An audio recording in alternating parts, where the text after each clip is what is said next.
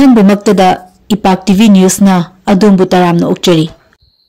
United Nation Security Council UNSC की माइकैदगी member 13 गजादा थोक्लिबा चाक तांबगी थौदोक असी खुदसेमगिनि हाइना फोंदोखिबगा लोइनना मियामबु चाबा थक्पा फंगहनदना लानगी खुलायोदि सिजिनरिब असी इंटरनेशनल ह्यूमैनिटेरियन लॉगी मतुंगिन अथिंगबा थमली हाइना फोंदोकरे। UNSC की मेंबर 13 पुनः खुदेक पीदुना थादोरकपा चिरोलमदा हाइ गजादा थोक्लिबा लालची खुदक्ता अमसुंग नकल अनिना खुदोंचाबा अमत्ता लौनदना तुंग कोइना खुद थोकनाबा लेप्तुना फाजिनदुना थमलिब लानफासिंग थादोकपगा लोइनना गजा सिटी सिनबा थोंगना टेंबांगी पोलमसिंग पुसिनबदा अथिंगबा पीरोइदबनि हाइखि। इजराइलना गजादा लैबा मियाम असिगिदमक्ता टेंबांगी पोलमसिंग पुसिननबा होटनरिबा असिदा करिगुम मखल अमत्तगी अथिंगबा पीरोइदबनि हाइनसु UNSC की मेंबर 13 पुनः फोंदोकले। UNSC की मिफम अदुदा मेंबर लेबाकसिंगना गजादा थोक्लिबा चाक तांबगी अवाबासि खुदक्ता लेपहनगदबनि हाइखि। लेबाक अदुदा ह्यूमैनिटेरियन इमरजेंसी खुदक्ता चटनहनदुना चाबा फंगद्रबा मियामगी अवाबासिंग खुदक्ता कोहनगदबनि हाइनसु इजराइलगी मथक्ता अकनबा मोंगदा चेक्सिनवा थमके। ग्लोबल हंगर मॉनिटरना हौगिब इराई नुमिता थमकिबा वरोल अमदा गजा सिटी याउना अकोइबदा लैबा मफमसिंग असिदा चाक तांबगी अवाबा मायोक्नरि हाइना थमकिबगा लोइनना थौंग असि पाकथना संदोरकपगी अकीबा ले। Integrated food security phase classification system IPC की गजादा लैबा पैलेस्टाइन लाख 5.13 चाक तांबगी अवाबा मायोक्नरिबसि मथंग था लोइरकपददि मियोय लाख 3.98 रोमना चाक तांबगी अवाबा मायोक्नरगनि हाइरे। ngarang pangthokkiba UNSC की मिफम अदुदा यूनाइटेड नेशंस दा पैलेस्टाइन एम्बेसडर ओइरिबा रियाद मंसूरना गजादा लैबा मियामगी फिबम मचा खाइना पौदंकी हाइरे। इजराइल की प्राइम मिनिस्टर बेंजामिन नेतन्याहुना गजादा चथरखिबा लान असिना मरम ओइरगा चाबा थक्पा फंगदबदगी सिखिबा मिगी मसिंग 433 सुख्रे। हौखिबा पुंग 14 की मनुंगदा चादा थक्तबदगी मियोय 4 अमगसु सिखि। लान असिदा सिखिबा पैलेस्टाइन की मसिंग असि पुन्ना 52,995 सुख्रे। अदुगा असोक अपन की मसिंगना पुन्ना लाख अमगा 59,993 सुख्रे हाइना रिपोर्ट अमना हाइरे। ग्रीनलैंड लौसिनबगीदमक्ता लैंगाक थुगाइननबा डोनाल्ड ट्रम्पना होटनरि हाइना डेनमार्कना चाउना मराल सिरखरे हाइना रिपोर्ट अमना हाइरे।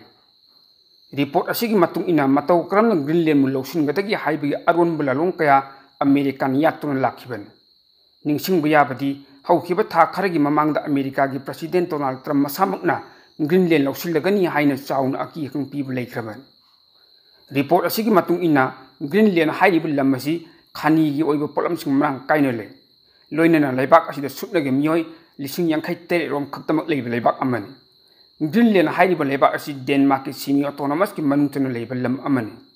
लम असि अमेरिकाना सही कयागी ममांगदगी लौसिननबा होटनदुना लाखिबनि हाइना रिपोर्ट असिनि मखा तारे। अतोप पाव अमना स्टेट असिदा हौजिक थोक्लिबा इरांग असिगा मरी लैनना PUCN ना नकन नामतागी ओइबा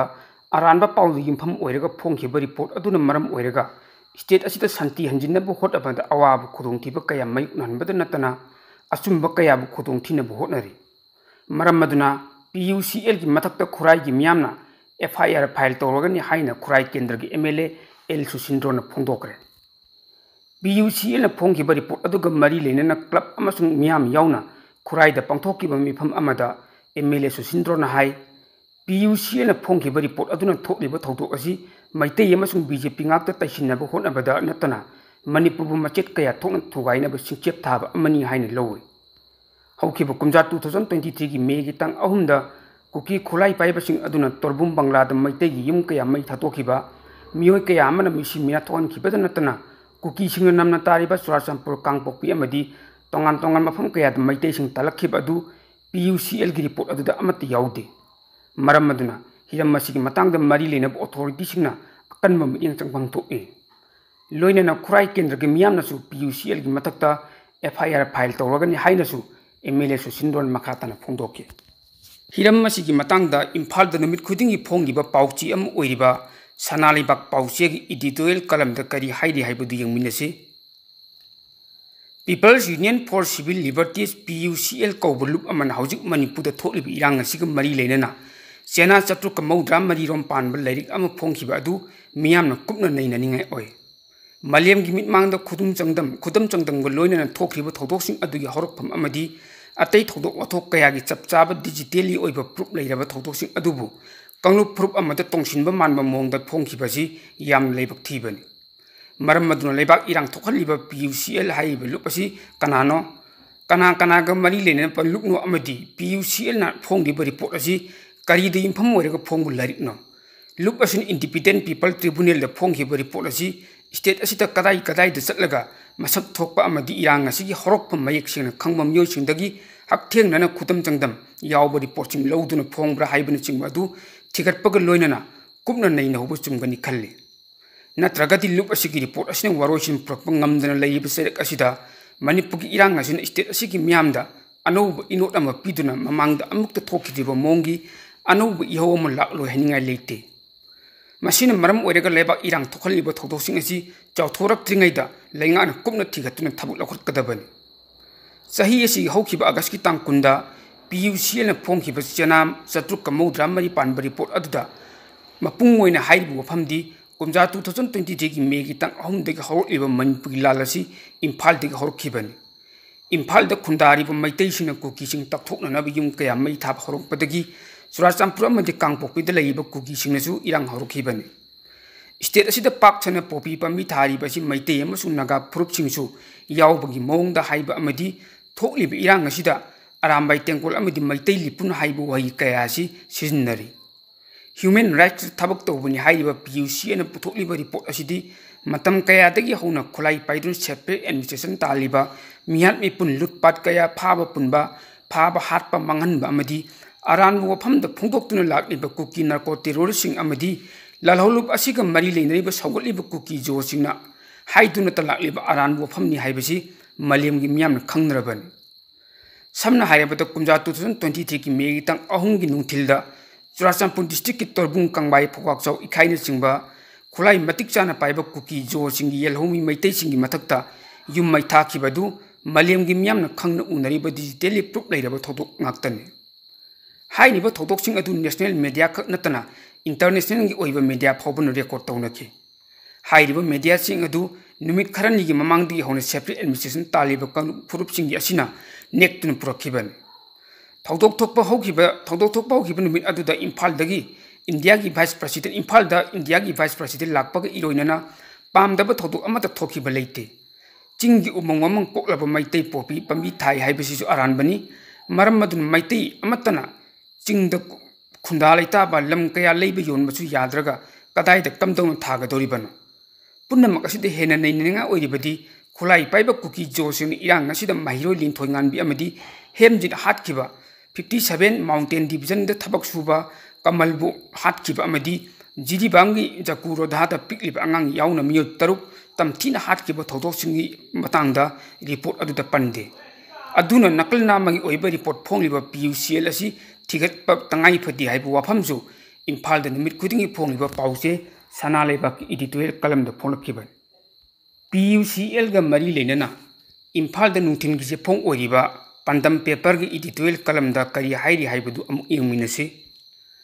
अरानबा ngakta तौरगा पंदम फंगनबा होटनबा फुरुप अमुक ओइरिबा कुकीसिंगना मणिपुरदा सही अनि हंजिरलब इरांग असि खुदोंचाब लौरगा मैतैसिंगदा युमफम याउदबा मराल कयामुक सिनबा होटनबदा अरानबा लालोंगी मनुंगचन इंडिया लेंगाकी मरी लेनबा डिपार्टमेंटसिंग अमदी नेशनल मीडिया याउना people union for civil liberties PUCL न चिंगबसिंगदा अरोनबा एजेंडा अमगी मखादा नमदुना मैतैसिंग अरानबा तहलगा मखोगी ओइबा लम अमा मणिपुरदगी लौरगा सेपरेट एडमिनिस्ट्रेशन की डिमांड फंगनबा होटनबगी ममी चाउना ताबगी थौंग चथरली हाइबदा थोइना हाइमनबा थोलोइ खल्ले मरमदी हौकिबा कुमजा 2023 की मेगी तंग अहुमदि हौरखिबा लालसी पीस रैली की ममिंगदा चुराचांपुर डिस्ट्रिक्ट की तोरबुंग बंगलादा लैबा मैतैसिंग युम कया मै थाबा हौरखिबा मतुंगदा स्टेट असिदा मखाताना थोनिंगदबा थोदोक कयासु थोखिबदगी असेंबा खुदम चंगदम लैना मैतैसिंग मणिपुरगी तंपाक्ता लैबा कुकीसिंगी मयुम अमदी तोंगान तोंगानबा कया मै थारगा तानबा हौरकपदगी चुराचांपुर अमदी कांगपोकपीदगी मखाताना लाल हौरकपनि हाइबन चिंगबसिंग ngamba lana पाउ सेमलगा मैतैसिंग मराल सिजिनबा होटनपगी थोंग चथरलिबा असिना ताकले मदुदी इंडिया लेंगाक मरी लेनबा डिपार्टमेंट सिंगा कुकीसिंग अरोनबा लालोंग सिनबगी मयिक लारबा खुदम चंगदम ओइरि हाइरि नकलमरोमदा अमुक मणिपुरदा थोरिबा सयनि हंजिरलबा लालसी हेक खरोपदगी अरानबा दिमफम ओइबा ꯌꯨꯝꯐꯝ ꯌꯥꯎꯗꯕ ꯋꯥꯐꯝꯁꯤꯡ ꯂꯦꯞꯇꯅ ꯁꯟꯗꯣꯔꯛꯂꯒ ꯃꯩꯇꯩꯁꯤꯡꯗ ꯃꯔꯥꯜ ꯀꯌꯥ ꯁꯤꯔꯤꯕ ꯀꯨꯀꯤꯁꯤꯡꯅ ꯆꯍꯤ ꯀꯌꯥꯒꯤ ꯃꯃꯥꯡꯗꯒꯤ ꯊꯧꯔꯥꯡ ꯇꯧꯔꯒ ꯃꯈꯣꯏꯒꯤ ꯑꯣꯏꯕ ꯂꯝ ꯑꯃ ꯁꯦꯝꯅꯕ ꯍꯣꯠꯅꯔꯛꯂꯦ ꯍꯥꯏꯕꯁꯤ ꯉꯁꯤꯗꯤ ꯃꯅꯤꯄꯨꯔꯗ ꯂꯩꯔꯤꯕ ꯌꯦꯜꯍꯧ ꯐꯨꯔꯨꯞ ꯈꯨꯗꯤꯡꯃꯛꯅ ꯏꯈꯪꯗ ꯈꯪꯅꯔꯕ ꯋꯥꯐꯝꯅꯤ ngasi state asida tangdu leita da bomongda leibada natana maitai sing national highway sing maningtam chatpa yadan leiriba aduga ngasi gi india lengak na maitai sing bu ningtam national highway sing chahan na ba akak na matam tharaga cheksin thoron lokhat taba lokhat pagi mami ta basu lamdam masi gi miyam na unadri haibi yai hojik oiriba piba masi ga mari lenena ngasi gi india gi yelho mi miyo sing na tadi ipen pen da bagi wakhalol kayam state asigi maikai kaya dagi hauna phondok nari maram maduna ngasigi india lengak thamoi sena kuki sing aranba tawraga makhoi oiba demand phangnana bu hotnaiba aron bula launching adubu yadi haiba ama khangnaba akan ma thabul okhat pham thoi haiba wafamsu pandam paper gi editorial kalam de phongdorakiban